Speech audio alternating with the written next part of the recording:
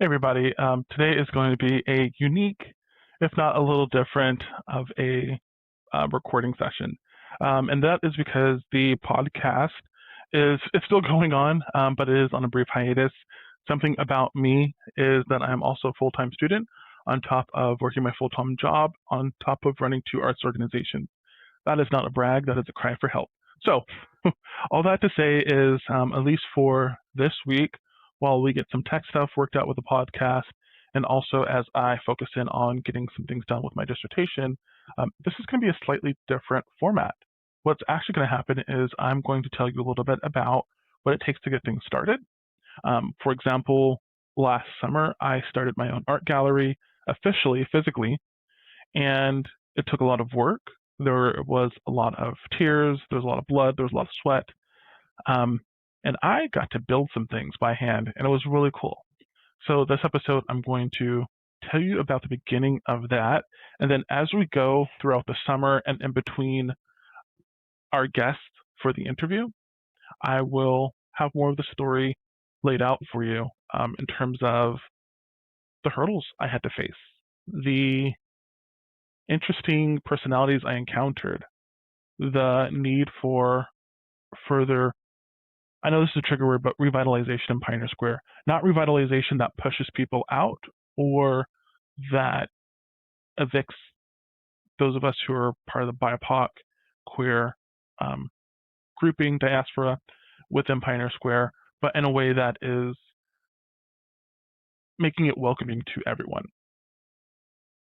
In the background, probably also hear another reason why we're changing the format a little bit. I have had a new addition to the family. Her name is Honey Chanel number 5, and she somehow managed to jump the barrier and get into my recording studio. All that being said, we are in an interesting season of transition here, and I think that word season of transition is where I'm going to start the podcast today. When I came back to Seattle in 2024, I was definitely in a season of transition. If you've heard the story, my fiance told me or gave me this speech where he said, I am trying to fit into an environment that will not have me. And because of that, I need to find an environment that will. And sometimes that looks like creating it. And so it was with his encouragement that I was able to start Sea Breezy Paints uh, and really build on what I've done before. What you might not have known is before opening the gallery, I had some gallery experience way back in, I think, 2012. I helped with a gallery at school with doing installations and running a show. And then I also had experience with my collective as an artist, and then finally with some local shows as well. I'm going to go ahead and introduce you all to Honey Chanel, since she will not give me a moment's rest. Um, this is our new puppy. You're not going to be able to see her. Let me put her up on screen. Hey, girl, say hi. And since I got her, we have been inseparable. I am actually really excited. Today is my day where I go into work, and so I'll finally get a chance to separate. She'll be watched by my fiance. Where was I? So I had some experience, but putting it all together in an environment that was accepting for everyone, I had had the opportunity to spearhead that. And so this was the culmination of a lot of past experiences and then some new. I also got a chance to bring this together as a test run for the queer art exhibition that I ran in West Seattle back in 2023 before I moved to Vegas. And so this was a culmination of that. There's also a gallery that really inspired me to start my gallery called the Writer Gallery back in Bakersfield that's since closed. But what was cool is I had a lot of other queer BIPOC friends who were able to come and share poetry, art, have a nice beer. And this was college, so we didn't have a lot of money. So it was a place where we could come and do that. And most importantly, it's a place where I felt really at home. And that's what I wanted to achieve with the Seabreezy Paints Gallery. I actually wanted to name it something else, the Emerald City Creatives, or Emerald City Gallery. And that's where this would lead to this podcast. But in the meantime, that's what I really want to happen with the gallery. And so I found work. Time had passed. I had done work within Seattle in terms of speaking engagements about art, teaching art classes, and really getting plugged in. And that's when I heard about this grant through Seattle Restored. And Seattle Restored at the time was giving um, galleries or people the chance to have a storefront for 6 months. And well, 3 months and then 6 months. And so I decided to apply. Where I was working at the time was it was an interesting workplace. Don't get me wrong. I'm speaking of as the time I filled out the grant. The workplace would get exponentially better later on, which is another part of the story. But when I was filling it out, I was like, I can work by day, I can do this at night, and then I can hopefully get this up and off the ground in a way that will allow me to really build something. And so what happened is I did not hear back as soon as I thought I was. And then I was given a new role at the company, and it was a role that was just fitting of me. The team was amazing, welcoming, and I was just like, oh, I love it. And yeah, I ended up applying, and it wasn't until probably March that I heard back that I had gotten a space. And even then, we weren't sure when I'd get a space. And I wouldn't get a space and the keys to a space until June. I say all that to say, with this story, is that when you are trying to start something, when you have a vision for something, it's not going to all happen at once. And that's probably for the best. It being postponed that way gave me time to connect with other artists, get a better, more solid conception of what I wanted to do. And most importantly, it gave me the ability to research what I could and could not do in that space for the time that I had it. For example, it would have been nice to be able to serve alcohol. An alcohol license takes you about 4 months to get. If I'm there for 3 months, you're not going to be able to apply and really use that. And it's a huge investment as well. The other parts were working with other artists or other creatives to put on shows, whether it were drag shows or whether that was burlesque shows as well. We were also able to do film and things like that, and all that planning came during those months leading up to getting the keys. And it was exhausting. Rather than tell you the process, I'm going to tell you the emotional side of it. It was exhausting. During that time, I was not only learning a new role with my job, but I also had lost a family member, a close family member. I was also moving, and on top of that, I'm still in school full time. So it's a lot, and to get things started, it takes a lot, and that is going to bring me to the first lesson that I learned is you have to make time for rest, and you have to make time to really plan and figure out how you're going to go about things in a way that allows you to have longevity.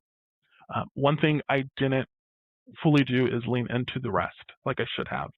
And what happened is by the time I got to the opening, which was like July, the start of July, I didn't have a lot of gas left in the tank.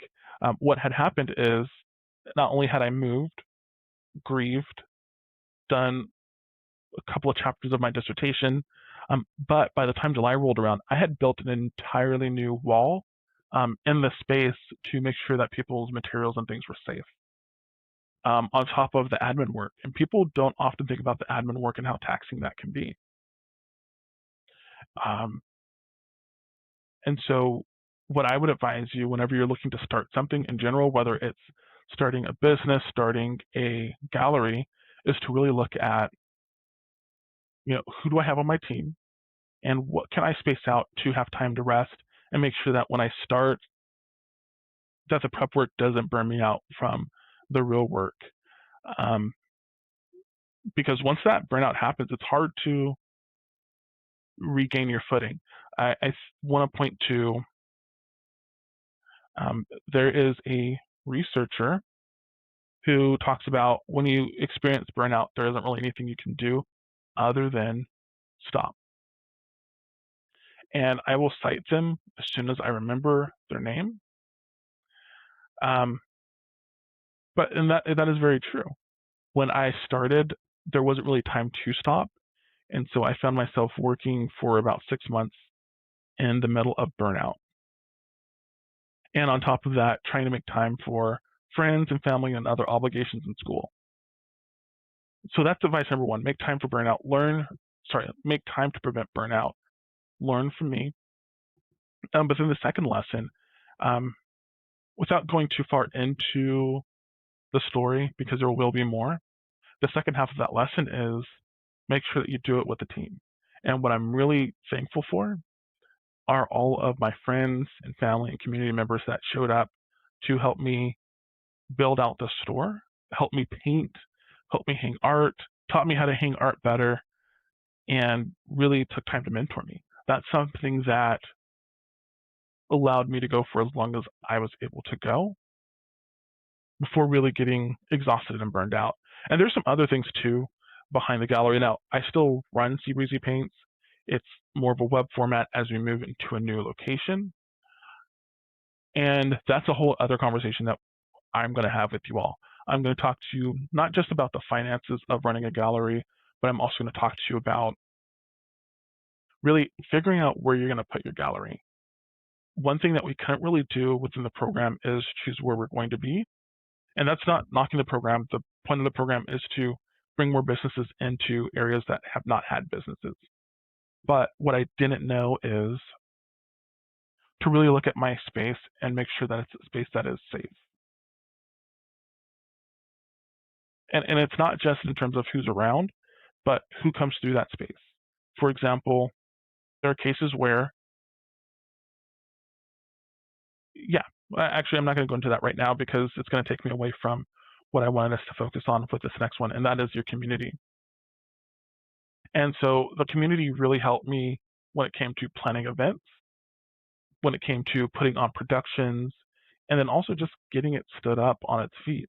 And I'm really thankful for that. My fiance, who at the time was just my boyfriend, helped me out a lot when it came to opening, closing, during my exhibitions, being there to help with emotional support and talk to people and make sure that he was seeing stuff that I was missing.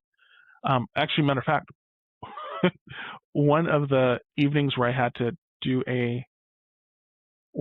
have an opening for the gallery, I actually just had a root canal. And so I was like that day, like only hours before, but I still had to run the gallery. And so it was nice because there were artists who were there. It was also a day where there was like a huge game. So my now fiance was in the car on his way, trying to get there from work, coming all the way from down south. And it happened to be a major game day. It was a double game day. It was, I think it was like a baseball game, I think maybe a football game or a concert. Something was happening. And it took hours to make it through the traffic. And it was really cool because the artists in the community around me were able to step in and help me out because especially since they knew like you just had a root canal, you do not need to be here. So tap into your community because it's so helpful. And then my third thing that I'm going to leave you with, because I'm going to keep it short because there's some more things I want to get into on this episode, is take time to look at the resources that are around you. Seattle is amazing because it has so many grants. In one of our earlier conversations with Judy from We Belong Seattle, we talked about the grants that are out there for arts organizations. And that's one of the other things I was able to tap into. This was a grant. I was able to talk to them about the resources that they had. But then also I was able to tap into the ABC program through Seattle. I was able to apply for a Smart Ventures grant and some other grants that are out there. I was able to work with Ganduzzi Krebs to find out about more grants to apply to for my space. And that helped me when it came time to fund different projects.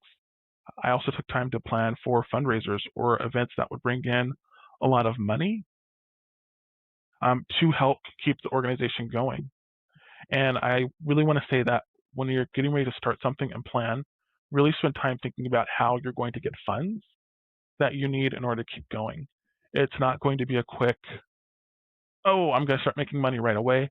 It usually takes about a year to 3 years for a business to really turn a profit. A business is an investment. And so there, there is no such thing as an overnight success when it comes to a business. You're going to be putting in a lot of work, a lot of hours before you get there. And so have funding figured out. There's plenty of grants for businesses. There's plenty of grants for nonprofits and everything in between. So have a plan for that too. And that's really the third thing I want to talk about today. So again, it comes down to having a plan for financing, having a plan for how you want to run your business and prevent burnout, and then also tapping into your community. In the next episode, I'm going to get into really what it looked like setting up the operations of a gallery, the finances, some things that I learned and became privy about after running it, and really what it takes to do what I was able to do, and some things that I probably do different. Now, having said all that, I'm going to transition us to the next half of this podcast. The next half of this podcast is to talk about Emerald City Creatives and what's coming. So I'm really excited.